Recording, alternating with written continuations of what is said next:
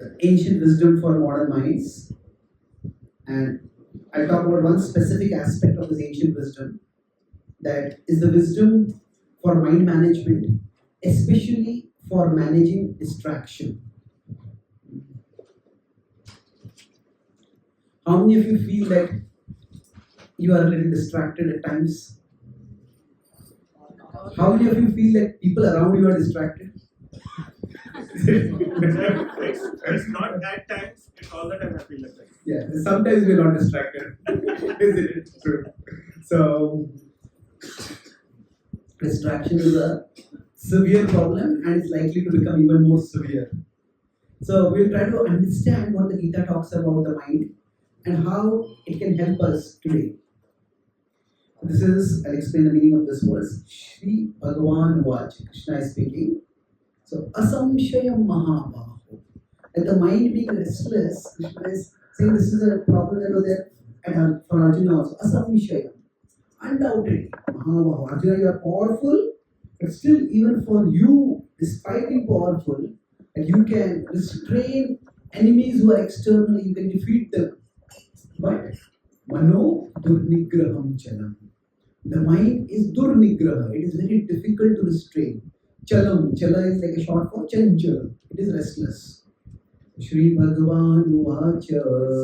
Shri Bhagavan Uvacha. Asamshayam mahabaho. Asamshayam mahabaho. Mano durnigraham chalam. Mano durnigraham chalam. So, and he says, it is difficult, but then Krishna is giving two means to do it. Abhyasena. Abhyas is by practice. O Kaunteya or Arjuna, it is by abhyas. And we look at what these words mean. And then vairagya. Vairagya is detachment. Let's see what that means. Gruyate. Gruyate is you can get a hold on it. You can succeed in restraining it. Abhyasena tu Kaunteya. Abhyasena tu Kaunteya. Vairagyena cha gruyate. Vairagyena cha gruyate. So let us recite it now 3 times together. Asamshayam together.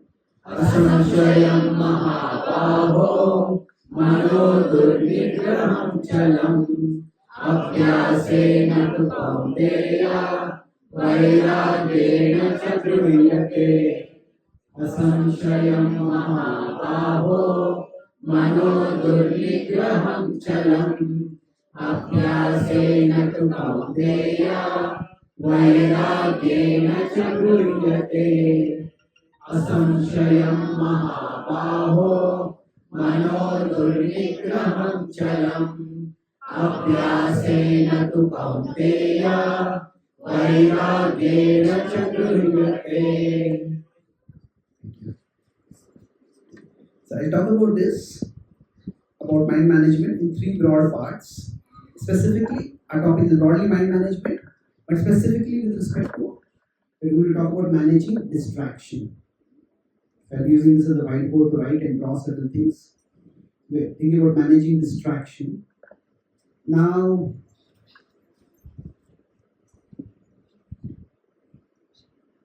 before I start, I'd like to ask you, when you hear the word mind, what comes to your mind? What do you think is the mind? Something very subtle. Something which is subtle, yes. Thoughts are originating from there. Okay, it is the origin of thoughts. Yes, it has it has something to do with thoughts. We'll try to see what is the relationship of it with thoughts. Anything else? Mind is our enemy and also our friend. Okay, so thank you, that's good. It is friend and enemy, good. So there are 2 distinct aspects over here. One is what the mind does and what the mind is. There is a functional aspect to the mind and there is more like a structural or a ontological aspect. What is the mind and what does the mind do? So your answer falls in which category? What is the mind and what does the mind do?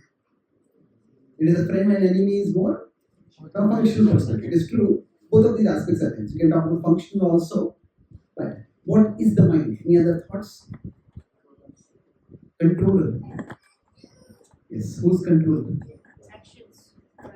Desires. It is the, okay, 1 minute. Actions, it is the controller of actions. It's a control of our actions, the deeds, what we do. Okay, let's see. So, it, let's see, is it the controller of our actions? It certainly, there are some actions which we do feel that they're just out of our control. They're just happening, and it seems as if they're happening as if even we don't want to do it. It's almost as if we are a witness to what's happening. So, in that sense, sometimes it is a controller of our actions. True. Something else? Emotional mind. It is an emotional bank. So, are you using the bank in a positive sense, where like money is deposited, or Thoughts, yes. emotional? Okay, emotional bank. Because emotional, what is the word? Depository or repository? So storehouse. So the storehouse of emotions in one sense. Yes, that's true. Anything else? Sorry? Memory. Yes, it is a Storage. emotional. It is a, okay. Again, this is a memory storehouse. Maybe here memory bank might work better also, but memory storehouse, true. Memories are stored over there. Anything else? Mind leads the life the way we want. Decision making. The mind leads the life. Okay, it's decision maker. Well, I don't know if the mind is a decision maker. It is often a decision unmaker. We make a decision, and then often the mind leads or misleads us. We want to do a particular thing, but sometimes we end up doing the opposite thing. It's a decision maker. But so we could say, I'll just put a question mark on it's wrong. That sometimes it acts in those ways. Sometimes we make our decisions, sometimes something else seems to be making decisions for us. Anything else? It's like a very mischievous child, very hard to control. Okay, it's like a mischievous. Child, very hard to control. Yeah. Okay. It's a mischievous child. It's also a bit. It's like a grown-up child, so it's a little dangerous also. It is actually. Yeah, it's tough to control. Almost uncontrollable. That's what Durnigraham Krishna said over here. Hmm? When we can't control our mind, it's our enemy. When we can't control our mind, it's a friend. Yeah, that's good. Thank you. So it can act. It has this double role. When I was growing up, there's the story about Dr. Jekyll and Mr. Hyde. I don't know if anybody has heard about that right now. It's like same person sometimes acts as a hero and sometimes acts as a villain. There's something like that. Yes. Is it influencer kind of like it influences to act something? Yes, you could say controller. Maybe it's influencer of our actions. So we'll see to what degree it influences. Okay, now I'll ask a question. Is the mind the same as the brain? No. How many of you think it is the same as the brain? No one. Okay. So it is something we could say. Is it related with the brain? Somehow this must be related with the brain. So it is in one sense we say mind is. It is, yeah, it's not equal to the brain, but it is somewhat related with the brain. Sorry? Approximation. Yeah, okay, right. So it's something like a software you mentioned it over here. Let's look at it here. Okay, thank you. So I'll confuse you a little bit more now. I think all of these are very good points. But you see, when we use the word mind itself, now we are talking here more about the concept of mind. But if we just look at the term mind, is the word. Now I'll use some sentences and then you can tell me what the word means over here. Where is your mind today? What does the word mind mean over here? Attention. So one meaning of the word is attention. Have you lost your mind? Crazy. Crazy. Good word. So there, The mind refers to intelligence. Have you lost your mind? Means it refers to intelligence. Hmm? Mind your head. Sometimes they say no door is there. Then mind your head. Yes, mind means carefulness. Careful. So it's a verb over here. Mind your head. Then Einstein was one of the greatest scientific minds of the last century. It's a little more. It's a person. Sometimes we refer to it can refer to an intelligent person also. Then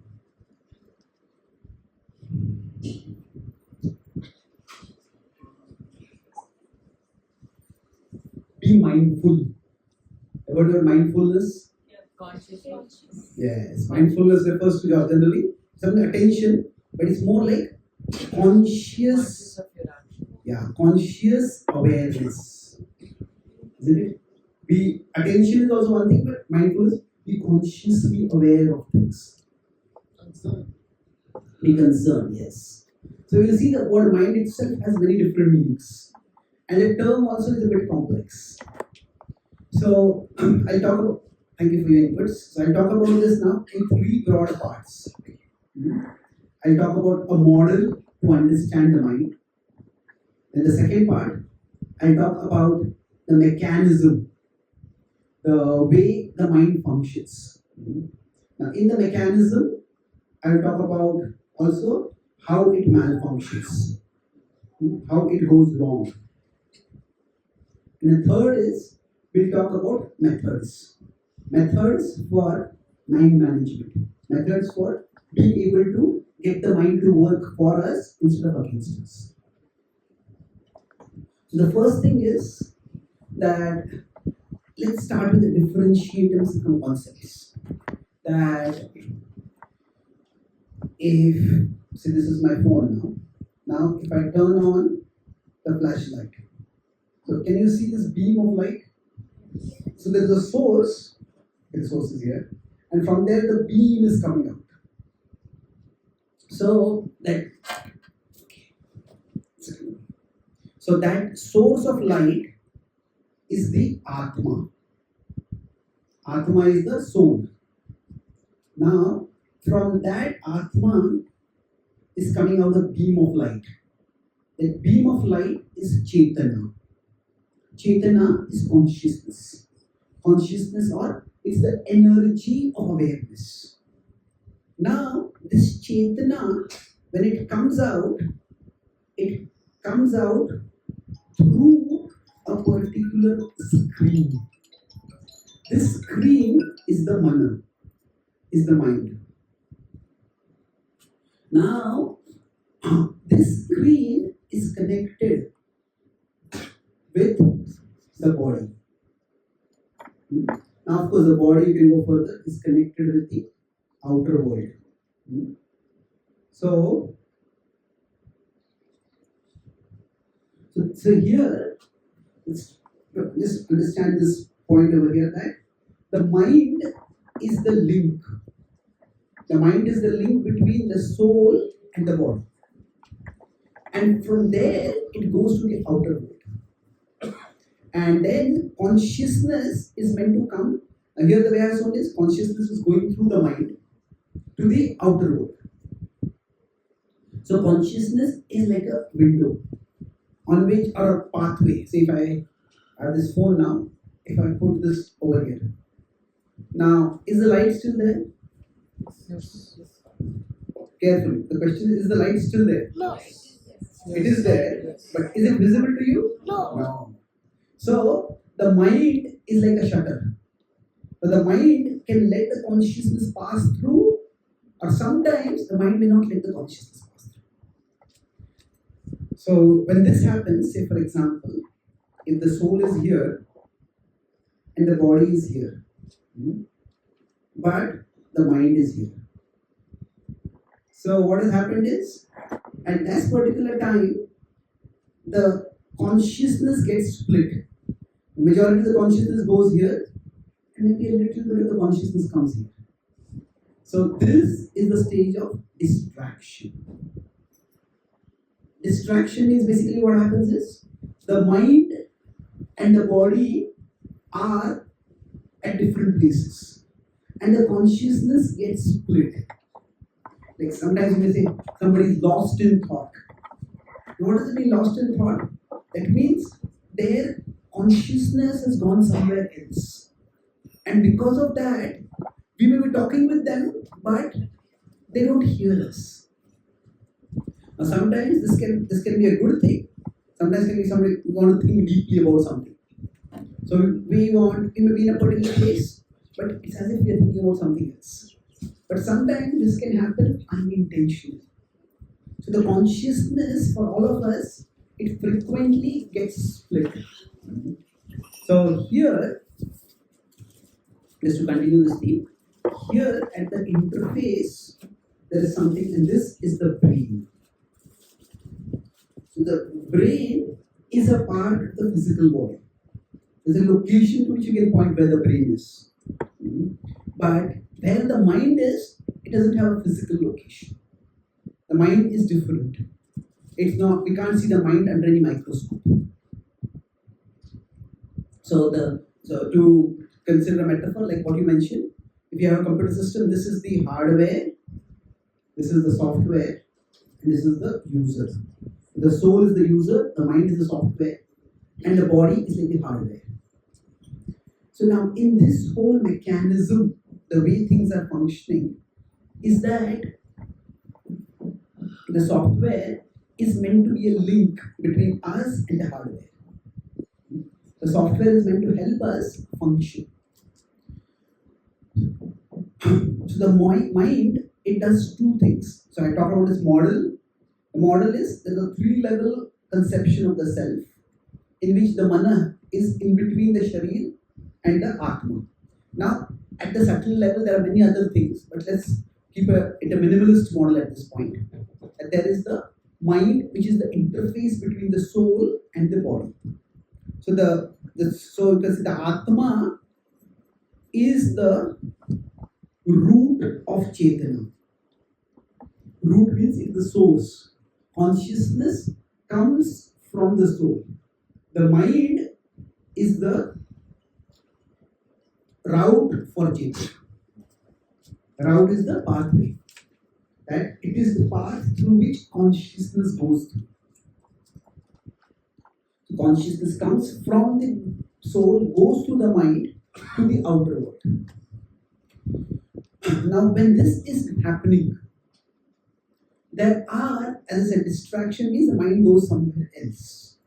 The mind goes off somewhere else. But that is one way to understand it. But let's try to understand it in a slightly different way also. So this is a vivid image by which you can understand what distraction is happening. That when a person is distracted also, they're physically there. And then if we scream, we yell at that person, maybe that person, the part of awareness is there, that's when they come back. Or somebody, we are talking with someone and they are just looking glazed in their eyes. We tap them on the shoulder, where are you? Come back to earth, come back to earth. So they go into dreamland. So a part of the consciousness is still there. But much of it is not there. So this is the mind wandering. And now this mind wandering, we will now talk about, we understood the basic model of the mind. So actually speaking, the mind, when you talk about the wandering, it is wandering, but that is more of a colloquial or a simple way to understand what happens. I'll now talk about the model I talk, let's talk about the mechanism, about how the mind works. So here we'll go to the Bhagavad Gita, 15th chapter. Krishna here talks about how the mind is at the center of the various senses. So Krishna talks about the 5 senses over here. Shrotram, what does that mean? Ears. Chakshu, eyes. Sparshanam, touch. Rasanam, tongue. Granam, fragrance, smell. So These three other senses, these five other senses, Krishna says, Adhishtaya is, they are under the supervision of Manaschayam, that under the mana. And in this way, Vishaya is the objects of the outer world. Upasevati means we try to enjoy them. So let's recite this. Shrotram chakshus sparshanam cha rasanam granameva cha adhisthaya manaschayam vishayanupasevate. Let's recite it once together now. Shrotram chakshus sparshanam cha rasanam granameva cha adhisthaya manaschayam vishayanupasevate. So here, to understand the model now, if this is the mind, and say if this is the body, now in the mind we have the senses over here. From the senses there are stimuli coming in. There are 5 stimuli associated with the 5 senses. So when they come in, there are 5 windows which are open over here. Sometimes if you have been to some high security building, then there is a security office over there. And in the security office, you may see that there is a large screen and there are feeds coming in from all the vulnerable points of that building. Maybe there are 5 entrances over there. So who is coming in from, who is going out, whatever is happening in those places is visible. So like that, the mind has inputs, feeds coming in from all the senses. And they come to the mind, which is like a big screen or monitor. So on that inner screen, these various inputs are coming in as windows. Say right now you're sitting and hearing.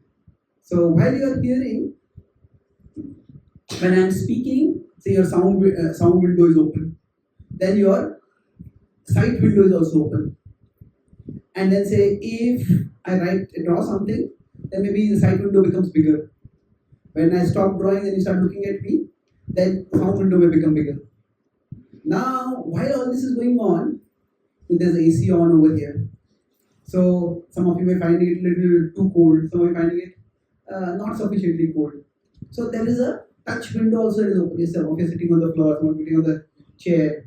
So that window is also open. So there are many windows that are open. And in many ways, actually, for us to function, all these windows do need to be open. Say for example, while you are hearing, when you are watching this, if suddenly somebody shouts from behind, fire, leave immediately. Now that window needs to be open, isn't it? So that we can act. So for our functioning, multiple windows need to be open. But so when we say we concentrate on something, what that means is that window becomes maximized. So when we are concentrating on something, so there are many windows over here. So in this particular screen, say one window becomes maximized. And the other windows may still be there, but they become minimized. So this is where then here the soul, the consciousness is coming, the consciousness focuses on this. So this is where concentration happens. Now when we talk about distraction, earlier I talked about it as mind going off somewhere else. It's not exactly that. When there is distraction, at that time, it is that say I am here, the soul is here, the mind is here. So we were focusing on one window, but suddenly another window opens. And then the attention was meant to be here, but from here, suddenly it goes off over here. So this is where distractions. So distraction means that both windows are open, but if one window gets maximized, and as it gets maximized, the other window gets minimized. And this kind of maximization, minimization, it is constantly happening inside us.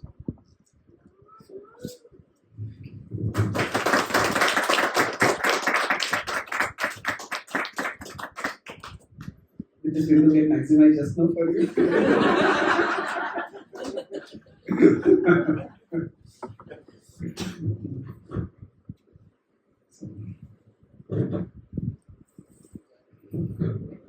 So now the question comes up, how do these windows get maximized or minimized?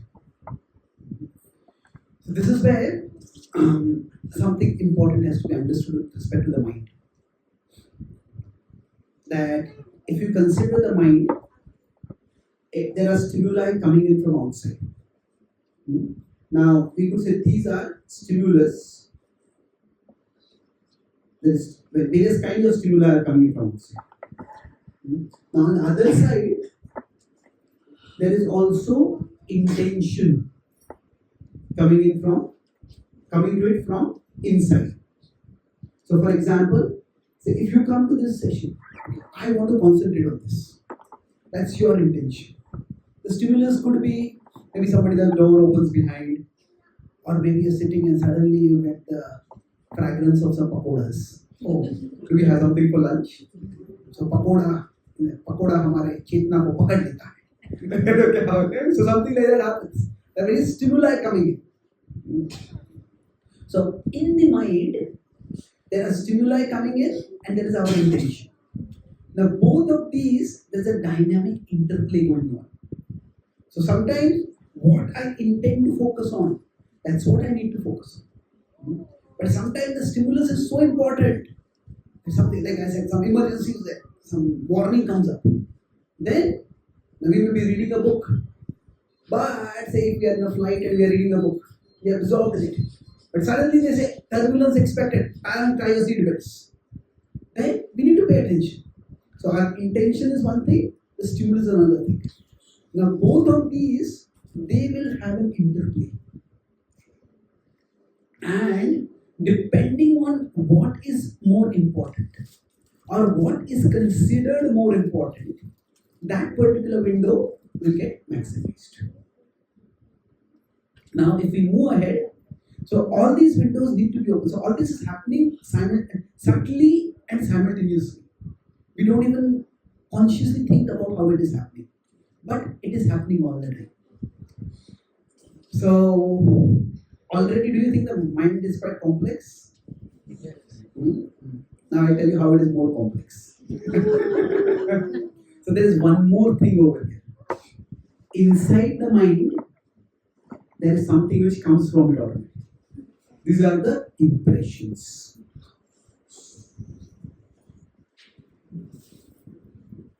So impressions means that there are stimuli coming in from outside, there's an intention coming in from inside. But along with that, there are impressions stored in the mind. Sometimes these are called as samskar. The word samskar has both a positive connotation and a negative connotation. In a positive sense, it refers to the ceremonies. Now, like we have the Janma Samskar or the Namakarana Samskar. So these are ceremonies, and the idea is that the ceremony is meant to create an impression. So to the chanting of certain mantras, to the celebration of that occasion, some impression is meant to be created. So I often take a group of about 25-30 Americans on a tour of India. So when they come to India, they are spiritually interested, but they are also interested in experiencing India. So in the Western world, this idea is a big fat Indian wedding. Indian weddings are huge. Several hundreds of people are there, 500 people, 1,000 people. So there's a group of these Western yoga students. mostly women, they had come for a trip. And they wanted to experience Indian wedding also. So in Mumbai, there was a wedding of a congregation devotee, daughter. So they had gone to that wedding. And at the end of the tour, we asked them, what was the most memorable experience for you? So several of them said it was the wedding. I asked them, what did you find so memorable about it? So what one of them said was memorable for me. So she said, after attending a wedding like this, you can never forget you are married.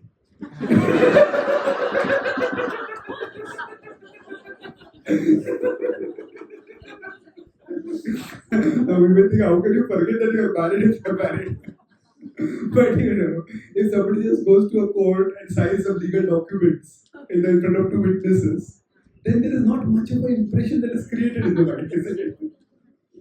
Now, of course, when people do a big ostentatious marriage, it is not so much to create impressions in their mind, it is to create impression on others. I am so wealthy. But the point is, there are elaborate rituals and other things. The whole ceremony is meant to create impressions with us. So this is the positive sense of the word impressions. But there is also a negative sense to the word impressions. So this is often refers to some wounds that we may have in the mind. So what happens is, like something, because of some samskaras, somebody may be triggered by something. So this is where some impressions in a person cause that person to get agitated. So for example, if somebody as a child was bitten by a dog, then as soon as they see a dog, now it may be 15-20 years later, and this might be a sweet, small, cuddly little poodle. But as soon as they see a dog, what happens? Immediately agitation comes up. Immediately fear comes up. So what is happening here? These impressions are getting activated. So in this sense, we can refer to the word samskara as samskar. So everybody has some scar in their psyche. And because of that scar, what happens is certain unwanted reactions come up. So now, what is the characteristic of an injury? And if there is a wound or an injury, the two characteristics are there. One is, say, if I am sitting right now and somebody is behind me and they want my attention and they tap me on my shoulder. And they tap me. I said, what happened? I tell them, actually, I had fallen, I have a sprain on my shoulder. Oh, okay. So what happens, whenever there is an injury or there is a scar, there is a small stimulus, but there is a giant reaction. So in general, this is an indication of the samskara, that there is a disproportionate reaction.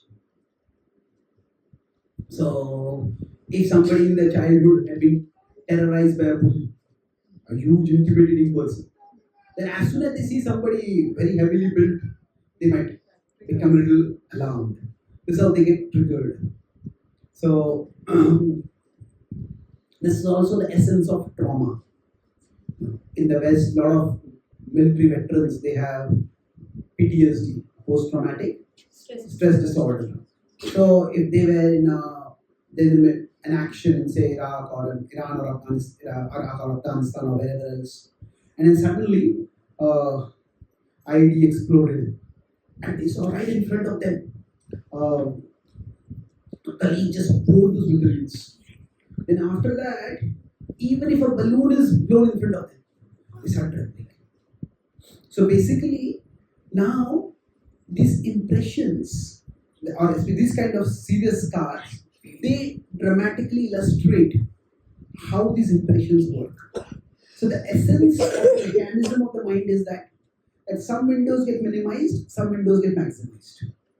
And this, we could say, the window size, the window changing, or window sizing, we could say, or resizing, whatever word you use.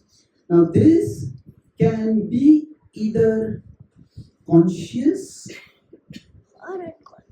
Yes, good. Can be unconscious. That means we may sometimes not even be aware of it. If some person comes into our surroundings and maybe we had a bad interaction with that person. Then even without our awareness, our muscles become tensed. Maybe our jaw becomes tight. We start grinding our teeth.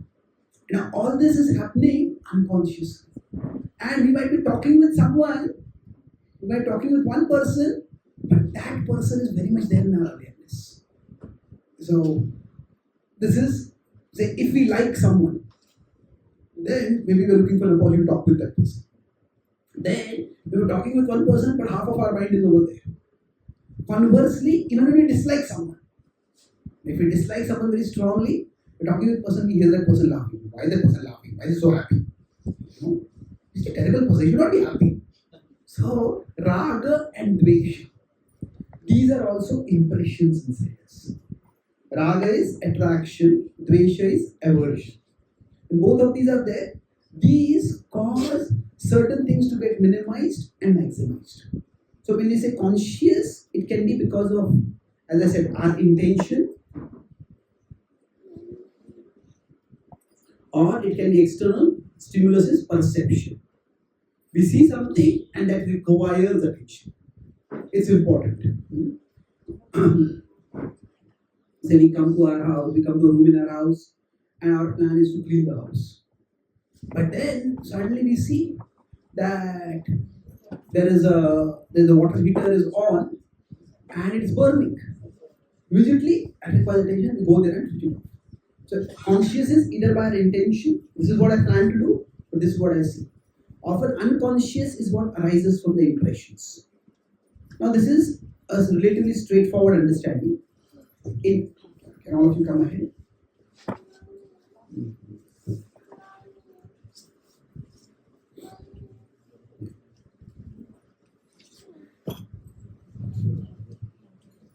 So, in general, when we are functioning, there are these impressions which also play a role, and the intentions and the perceptions also play a role. So, all three play a role, and it's complicated.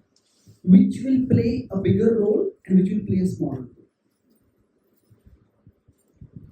Now, when we are today, so this is with respect to the mechanism. And I'll make two more points with respect to the mechanism, then we'll go to the methods. Method is for managing the mind. So if you see in today's world, what has happened is that mind management is always difficult because all these things are happening simultaneously.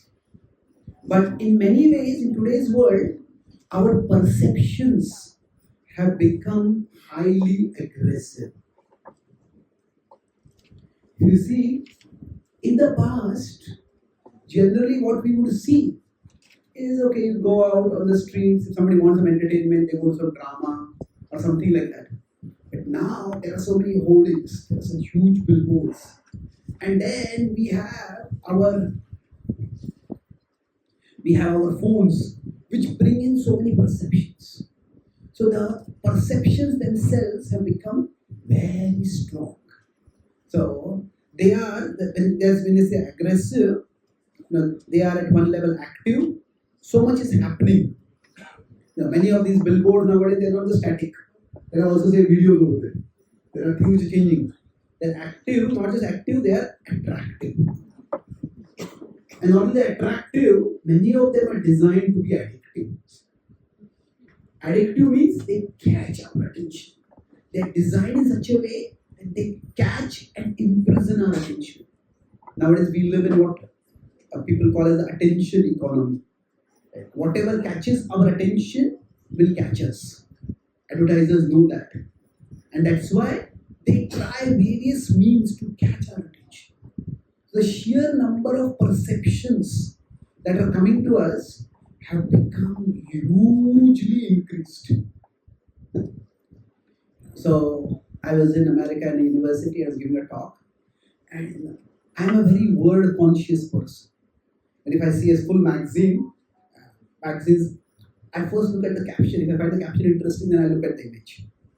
But so I am quite amazed at how unconscious people are of what is written on their t-shirts. People, this fire t-shirt, it looks good, something written over it. So now there was this boy in America and he had a t-shirt and what is written that 90% of the world's girls are beautiful.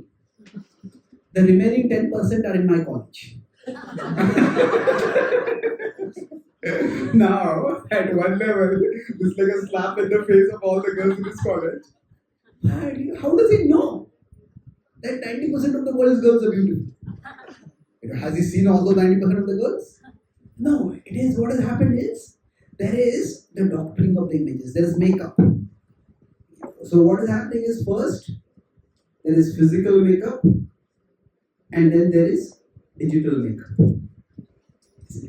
So, now what happens is people, beauty is just one thing, but the idea is that when there are all these images, they are far more attractive than what they would naturally be. And applies to everything. So the perceptions today have become much more aggressive. And that's why these perceptions, they come in, and as soon as they come in, they're designed to be so attractive. Means what? The impression comes in and zoom, that window gets maximized. We see something, sarva dharman parityajya maya mekam sharanam vraja. Just get caught in the maya, we get distracted. So in some European countries, nowadays the whole idea is that these advertisements are meant to get people's attention so that they can buy things. But they found that when they made the advertisements very attractive, that started leading to road crashes. Because people were driving, they got so caught, they're looking at the advertisement and they don't look where they are. So they have made some rules about how much, how do you determine how attractive a particular hoarding is. But the thing is, the perceptions are very attractive nowadays. They are artificially designed to be excessively attractive. And that is one reason why our minds become more and more restless. So why do we get distracted? Because the world outside is designed to be artificially distracted. And even though the world outside are phones, they're constantly on and some notifications constantly coming. It's very easy to get distracted. So that is one reason. Now, the second reason is also that often many people nowadays have too many unhealthy impressions. Now, life has always been tough, and when there are difficulties, those difficulties do get imprinted. But just when we say unhealthy impressions, it's not just bad things happening to people. It is bad things happening, but often they happen in a way that it is not processed properly. That we all may get wounded at times, like a physical injury. If it is healed, then it doesn't hurt so much.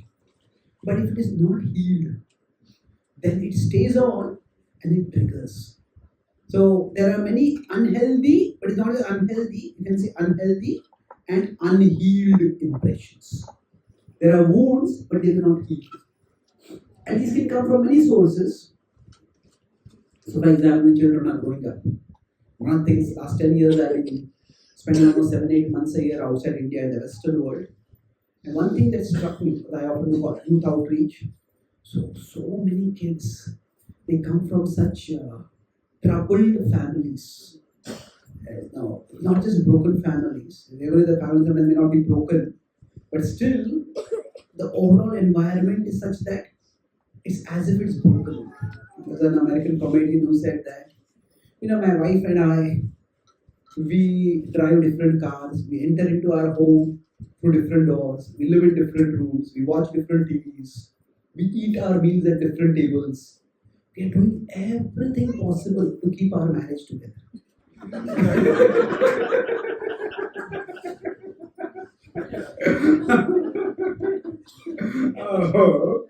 There's something like a hot war and a cold war at times. So basically, children in their formative years, when certain impressions are formed, they can be very difficult to unform or reform. So often we might get unhealthy impressions, and that also creates a problem. Now the impressions that are formed, they are continuously getting formed also. But one main reason is that, so the first reason why we are so distracted is perceptions are very aggressive. Second is that we may have unhealthy impressions within us, or unhealthy or that they trigger us, and then we just lose ourselves. And the third is quite often our intentions may be weak. Now, why might our intentions be weak? There could be various reasons for that. But one of the things is that the world nowadays, it is such a confusing place that many people don't even know what is of value. Leave alone spiritually of value, even materially what is of value. In the past, even 50 or 100 years ago, people had a clear understanding. What is it? When you grow, when you're in life, you get education, you get a job, you get married, you have to raise a family. So at least some direction was there for people's lives. But now, with so much in the postmodern world, there is so much propaganda that many of the things that give structure to people's lives, those have been disintegrated. So, family, it's just a weapon of the patriarchy. Having children, this world is such a terrible place. That why should we have children? There's a whole anti-natal movement going on. That we should not have children. Elon Musk recently tweeted that depopulation is a big problem in the world, especially in the Western world. People are just not having children. So, eventually, what do you live for? Is there something really worth living for in life? In 6 of the biggest cities in America, Chicago, LA, San Francisco, New York, like that, in the Caucasian, the white population, the number of pets is more than the number of children in families. So, now there could be many reasons for that. But the fact is that many of the things that can strengthen people's intentions. See, when I want to focus on something, when I want to maximize something, in a world of distraction, I should have some reason to focus. Like if we come home after a weekend and we haven't any plan for what we want to do. Okay, let's watch some TV. Maybe I find something interesting. And whether we find something interesting or not, I watch TV for half an hour becomes 1 hour, it becomes 2 hours, it becomes 6 hours. And people just binge watch for hours and hours, the entire weekend may go away. So if our intention is not strong, then the distractions will catch us much more. So based on these 3 understandings, is that the external perceptions, the internal impressions, and the even more internal intentions. So let's now move to the last part of the talk. That what do we do about it? In an age of distraction, how do we deal with what are the methods that we can use for managing our mind? So when we started with the words that Krishna says, Abhyasena tu kaunteya vairagena chiduriyati. Now we can look at the mind management from 2 perspectives. One is a moral perspective and the other is a clinical perspective. Moral means what? Say somebody has seen something. Maybe somebody saw a very sensual, obscene image and the mind is fantasizing this. This is God is a fantasy. This is so terrible, this is so sinful, don't think like this. Don't desire like this. Now that's one way of looking at it. But we will not focus on that way right now. We'll try to simply understand the mind like a software. So we'll focus on the clinical way. Yes, sometimes our mind may start craving for things that are dangerous. Sometimes in cartoon movies, the cartoon show, they were showing, one person angry with the other person, and the 2 are talking, and this person is fantasizing, I'll pick you up and smash you, and the fantasy, I'll smash you to pulp. So like that, our mind can have often devilish fantasies, and they can be deadly at times. But we will focus not so much on the moral aspect, but the clinical aspect. Try to understand how it happens and what we can do about it.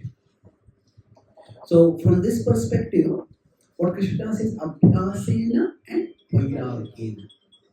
So these words can be understood in many different contexts. But I will take a particular flow. So Vairagya. Vairagya means renunciation or detachment. Now detachment, you can call it as abstinence. Abstinence is to abstain from something. So we decide that there are certain things which I will not do. So abstinence, it can be best done through boundaries. So if I want to abstain from something, then I have to create boundaries for myself. Say, if somebody is an alcoholic. I was in America once, I was giving a talk to a group of people who were trying to recover from alcohol addiction. With the devotees also, we have created a BRG, Bhakti Recovery Group.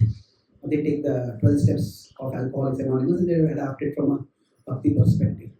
So there was this one person, he was telling me, one of the big problems with somebody who has an addiction is denial.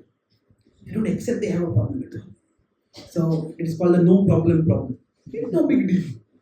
So this person was telling me when he realized that I need some help. He said, I had gone for a big corporate meeting in my company, and these are alcoholics, but these are not dysfunctional individuals. They are high functioning individuals, but that particular aspect just destroys their life. So he said, I had gone to a corporate meeting in a 5-star hotel, and I was going toward the boardroom for a meeting, and then along the way I saw drinks kept over there. And I saw the drink, and I went inside, I was talking with my boss, and in my mind, my boss' body changed into a bottle of alcohol. And I just couldn't hear what he was speaking. So, it is like the wrong window got maximized, taking over completely the inner screen. So, like that, for all of us, there are certain stimuli that may trigger us very much. So, if we want to avoid distraction, we have to set boundaries. If somebody is an alcoholic and they want to recover from alcoholism, and say their house is right next to a bar, what is going to happen? Then there will be no bar for them to go to the bar. We all have weak moments. We all are human, we are fallible, we all have our weak moments. So if the external distraction, external temptation, the external agitation is very easily available to us, then we will naturally get captivated by it. So abstinence is best fostered by building boundaries. So here, we're not talking about concentration. If you want to avoid distraction, develop concentration. It's not just a matter of willpower. It's concentrate, use your willpower, concentrate. Well, yes, it's important to use our willpower, but willpower alone is not enough over here. Because there's an elaborate mechanism over it. So, willpower. So, when we focus too much on willpower, then what happens is we go into this moral dimension too much. Just use your willpower. If somebody is alcoholic, somebody is getting distracted, say, we're telling our kid to study and the kid is just surfing video games and is any time on social media, then don't do it. Yeah, and we start feeling very angry with the other person, start thinking the other person is irresponsible. So willpower is definitely required. But there can be raw willpower and there can be refined willpower. By raw means it's like brute force. The mind is going, just do us. That is sometimes required. It's like say somebody is sick. Then we may say if somebody is sick and they are feeling very weak. Now say if you're feeling a little weak right now, you may say, okay, I need to lie down. But when this talk will go for half an hour, I can finish that, then I can go and lie down. So if there's a little physical weakness, we can use our willpower to restrain ourselves. But there are limits. If somebody has a cough and they feel like coughing, now can you use willpower to restrain yourself? Well, not for very long. If somebody has got dysentery then how much can you use willpower at that time? So now that does not mean willpower is useless. If somebody has got a digestive disorder, then they also need willpower. But the willpower has to be coupled with the process. In that case, the process will be, the doctor says, don't eat any fatty, don't eat any heavy food right now. So that is vairagya. And doctor may say, take these medicines. Now these medicines may be bitter, but take them. Now this also requires willpower, but this is not the brute force approach. So raw willpower is all about brute force. Just concentrate. This can have some use, but it has limited use. The refined willpower, it centers on two things: boundaries and bonds. Establishing boundaries and establishing bonds in our life. So if we find that we are getting very distracted, we can find out what are the typical things that distract us and try to create some boundaries. So now if we are very distracted by our devices, quite often what happens is the device becomes the source of vice. So what happens is we get distracted, we do something, get angry, we feel irritated, we have bought some new car and we see that someone Facebook, some of our friend has bought a better car than us. Generally we start feeling jealous. So quite often this is happening, then create some boundaries. Boundaries could be that, okay, now certain apps, say if I am finding I'm getting distracted by social media, I may decide that, okay, social media, certain apps I'll keep only on my laptop, not on my phone. So I can visit them, but I won't visit it constantly. So we have to decide which boundaries we need to enforce. It says parents may decide for the children, we want to have some screen time. Only this much time, not beyond this time. The boundaries. Now we need to enforce it not just for our children, our mind is also like a child. So we need to enforce some boundaries.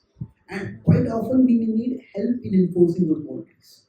So if somebody finds that, okay, I'll get very distracted by this, then maybe if you get distracted by a phone, install some software which regulates, which monitors, which reports, so that you don't get so distracted. So how exactly those boundaries can be enforced, that we have to decide. Say, if we watch news and the news agitates us very much, this happened over here, that happened over there, that happened over there, then we may decide that, okay, maybe, and then we are not able to sleep at night. Then maybe after 6 o'clock, 7 o'clock at night, or maybe after 8 o'clock, I'm not going to watch the news. If something is urgent, somebody will tell me about it. If something is an emergency. So we need to decide what agitates me, what perceptions tend to agitate me, and we need to create some boundaries. Now, of course, sometimes some realities are agitating and we need to deal with them. We're not talking about creating boundaries to live in like an ostrich, oblivious of problems. But it is more that there are many distractions which are agitating, which are not really necessary for us. So here, when I'm talking about vairagya, it is like the mind is here, the mind is here, the body is here, and say the world is here. So what we are doing is, we are creating a boundary over here, by which we don't let the external perceptions come in so much. So this can be very helpful. If you just create some boundaries, you'll find that a significant amount of agitation will get reduced. The distractions will decrease. However, this alone is not enough. Because the problem is not just external. We also have impressions inside us. And those impressions, they will, if somebody is an alcoholic, and say, okay, no alcohol in the house, they're serious, they relocate their house so that they're not next to a bar. And also, if the desire pops up, we can break all boundaries and go wherever we want. So just external is not enough. But the external is the beginning. Tasmat tam indriyanya adav. Krishna says, in the beginning, we need to control the senses. And then after that, we can move to other things also. But this is the first step. Now, when he talks about this is 341 in the Bhagavad Gita, that if you want to overcome distraction, we need to start with outside. So see, changing what is internal is very difficult. But at least what is external, we can start changing. Now so this is the Vairagya aspect. And then, what do we do after this? That is, boundaries is one thing. Krishna said, Abhyasa Kaunteya. Abhyasa is where we develop bonds. So boundaries is referring to what I will not do. Bonds refers to what I will do. So on one side, we are decreasing the external perceptions that are coming in. Now what are we trying to do? The second is, we are trying to strengthen our intentions. So the sudden pop-ups that come up, we are decreasing their sources. Now we need to solidify our intentions. So in general, if somebody says, I'm getting distracted, or my child is getting distracted, okay, then if the child is not supposed to spend time on TV, then what is the child supposed to do? We need to give the child some engagement. Now, many times the parents are nowadays so busy that they don't have time to spend with their children. So just give the child a screen, watch the screen. So now, if after that the child gets addicted to the screen, we can't blame the child for that. The child needs to be given some healthy alternatives. So quite often, when we make resolutions, the resolutions are often also negative. What I will not do. It's fair enough, there are things which we want to give up, but what is more important, what I will do. And then the bond, this is Abhyasa is, I talked about Vairagya is persistence, Vairagya is abstinence, Abhyas is persistence. That I will keep doing something. Persistence. So when we persist in doing something, one of the easiest ways to persist, to maintain the persistence, is by bonds. So for example, if we decide that I don't want to spend so much time on social media, what do I want to do? Maybe I would like to read the Bhagavad Gita. So, okay, every day for 15 minutes I'll read the Bhagavad Gita. Maybe I spend half an hour on social media. I decide to spend 15 minutes only on social media. And 15 minutes I'll spend on reading the Bhagavad Gita. So, now when we make a bond could be that we talk with some other friends, we tell them, in the next 6 months, every day I'll read 15 minutes and I'll complete the Bhagavad Gita in 6 months. Maybe there's a few hundred pages, and every day if we read, we should be able to complete it. So make a bond. The bond could be, it's more like bond is more like a commitment, but it's not just a commitment inside, it's also a commitment that we share with someone else. So when we make a bond, that means we are committing ourselves to something which is more valuable, something which is an alternative. So when we have a strong intention, then the distraction will not trouble us so much.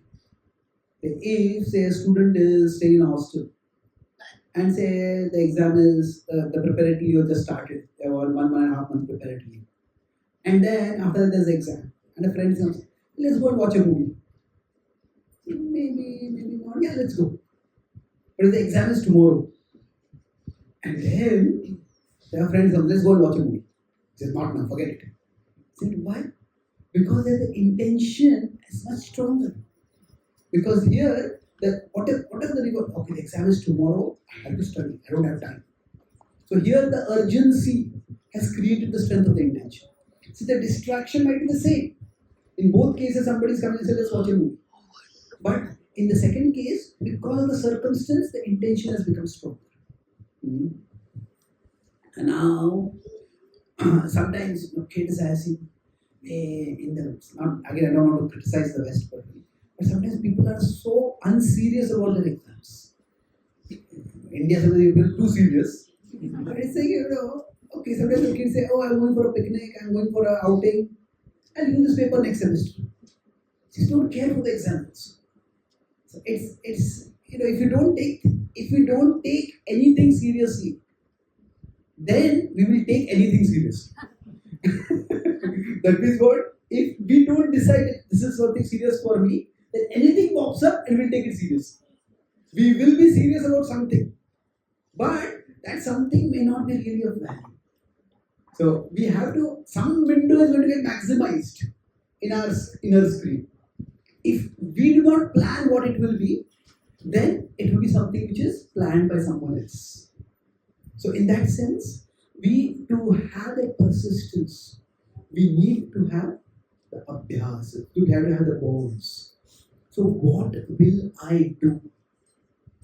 Okay, don't spend so much time on your phone. Say if we are having dinner, family dinner is there, and everybody watching, playing, looking at the phone.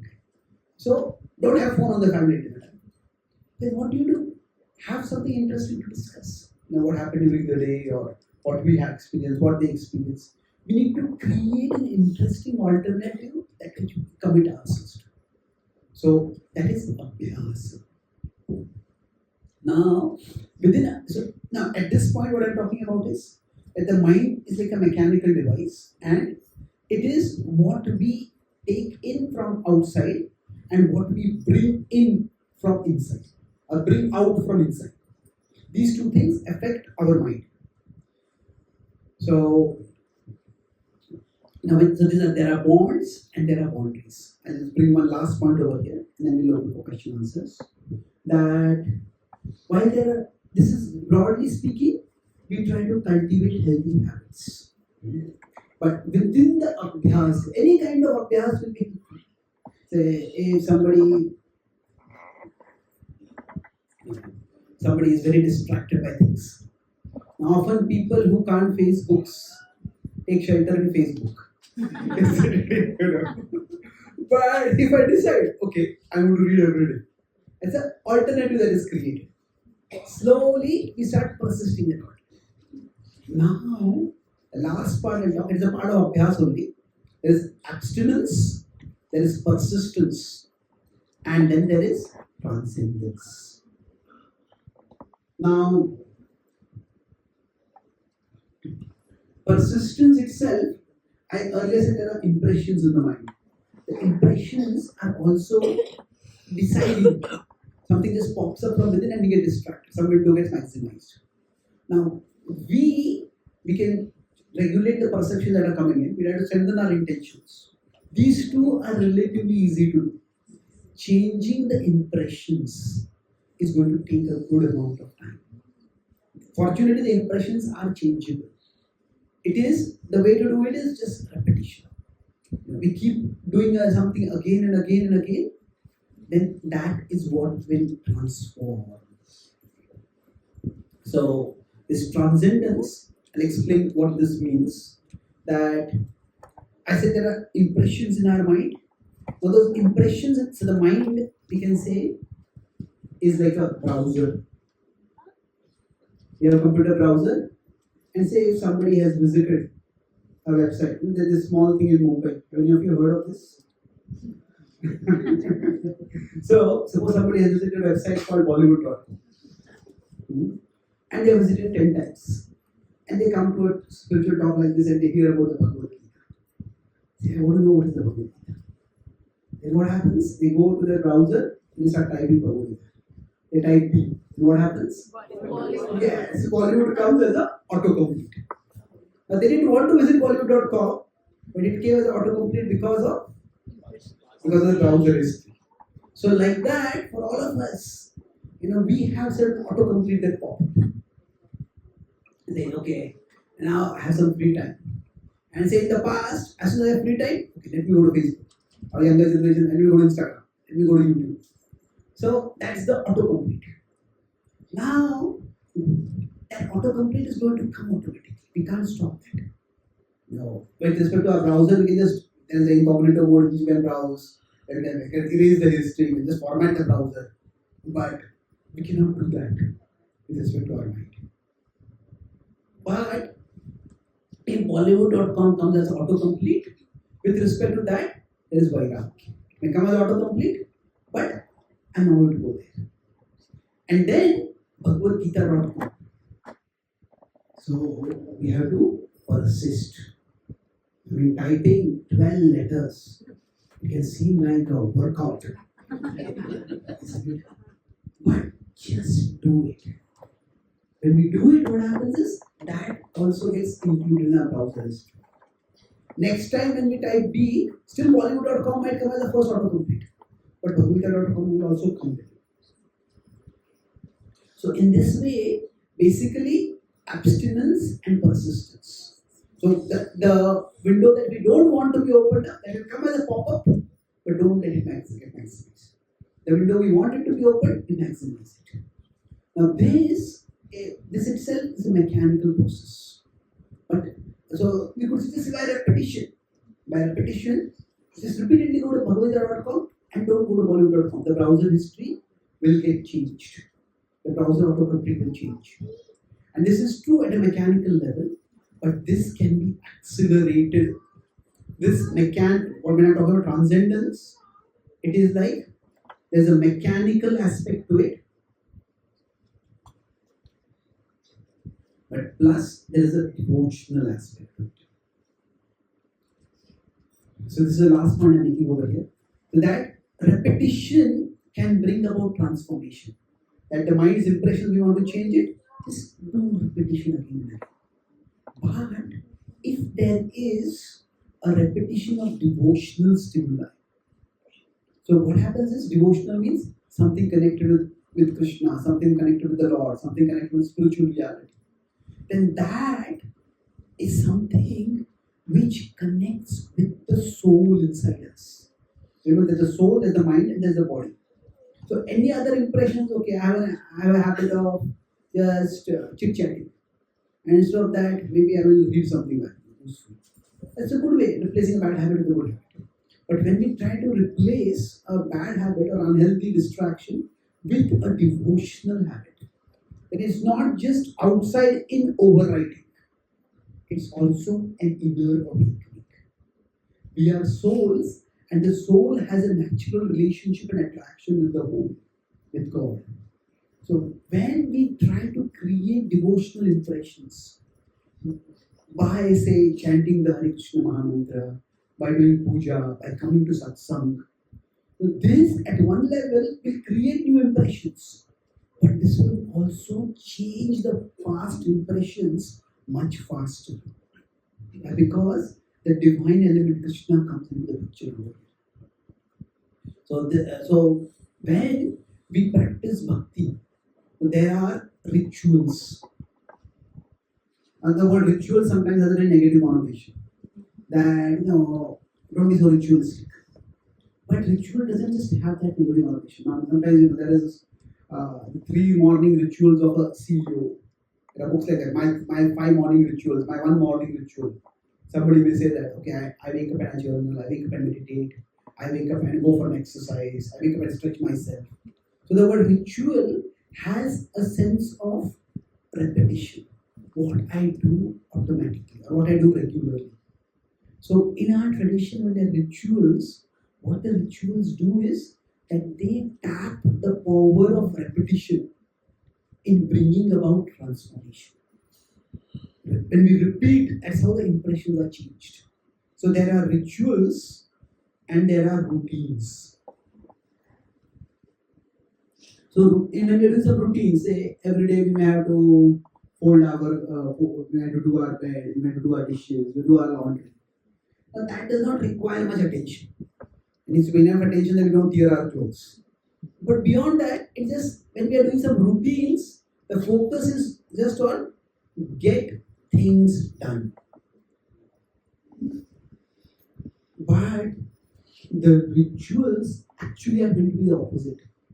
The point of ritual is not to get the thing done, it is to get the experience. It's get the experience. It is like suppose somebody says, okay, take 3 deep breaths. Well, that's not deep breath, that's Kapalbhati. That is not really going to calm us down. Deep breaths means slow. Just become aware of your breath. So, when we want to change our impressions, the routines don't change our impressions. every day we do laundry. But is it that how many people get dreams about doing laundry? Isn't it? Not really, isn't it? So those don't create much impressions inside us. It is only when we invest our attention, it's only when we invest our emotions. Some people get nightmares about doing laundries. But, for most people, it is that's not something which we really look forward to. We're not very emotionally invested in that. But the idea is, when we say chant mantras, when we do puja, then it is the transformation happens to the extent we are giving our attention to it. So now we may say our whole point is to overcome distraction. And you're saying the solution to distraction is paying attention. Well, that's what I can't do. You may say, but the point is, do as much as we can. So when we try to be aware of certain things, so regularly if we make it a habit, okay, every day I will chant the Hare Krishna mantra. Every day I do some puja. Every day I'll sing some devotional songs. So these create impressions inside us. And not only they create fresh impressions, but they also clean out unhealthy impressions. So these three APT, abstinence, persistence, and transcendence. These three are potent ways. Transcendence refers to not just some healthy impressions, but some devotional impressions. So this transcendence, what it does, it mechanical plus devotional. It is like there is an impression transformation. The impression transformation happens, but it is more of an acceleration. It happens much more rapidly. We all may notice that we might want to give up some unhealthy habit, some unwanted distraction, and you might be trying for a long time to give it up. But then you start practicing bhakti, connect with Krishna, and some old habit which is very difficult to give up, it becomes much easier to give up. Because the impressions get transformed much faster. So when we are chanting, for example, we may feel, okay, my mind wanders so much. What is the point of chanting? No, just try to focus as much as we can. Even if there's a little attention, there will be that much transformation. And the point is, of course, you would like to focus on Krishna and remember Krishna and experience a higher reality. But along with that, when we are trying to meditate, it is just getting into the routine, getting into the habit. But not just routine in the mechanical sense, we try to pay our attention. And we find that will bring about the transformation. And each one of us will find that our mind will become calmer. Prashanta manasam yenam yoginam sukhamuttamam upaiti shanta rajasam brahma bhutam akalmasham. Akalmasham. Krishna says, and all the impurity that are there, all the unhealthy impressions that are there, when they get cleansed, then what happens? Prashanta manasam. The mind becomes very peaceful. And then at that time, yoginam sukhamuttamam. We experience a divine happiness. We experience that we are souls, we are parts of God, and God is the source of all happiness. When we connect with Him, then each one of us can experience a divine happiness. Yoginam sukhamuttamam. That is what each one of us can experience by the transformative process of Bhakti. So I'll summarize what I discussed today. Talk about three main points, talking about mind management of the thought practice, specifically with respect to distraction. The three sections, three sections. First was the model. So we try to understand what is the mind. The mind is like the interface between the soul and the body. The mind is the software, the body is the hardware, the soul is the user. So in the mechanism, we discussed how that when the mind is coming in, it is like from the soul consciousness comes and then it goes out. So consciousness is Chaitanya. It comes up now in the mind. We talk about distraction. Once then the mind is gone off somewhere else. But another way to understand is the mind is like a screen, and on that there are multiple windows that are open. So some windows will be smaller, some windows will be bigger. So Idealistic concentration means that the window we want is what is maximized. So there are multiple windows associated with the senses. So there are multiple senses that are coming in over here. So now which window is to maximize, which window is to minimize, that's something we should be deciding. So then we talk about the mechanism. How does the mechanism means that which window gets maximized, which window gets minimized? Talk about three factors over there. Perceptions. What is coming from outside? That determines it. Sometimes the perceptions require our attention. It's a fire alert. We have to pay attention to it. The second is intentions. How strong our intentions are. And the third was impressions. Excellent. So there are, we consider the mind, something coming from outside, something coming from inside, and something that is already here. So it rising from here. So this is 1, 2, and 3.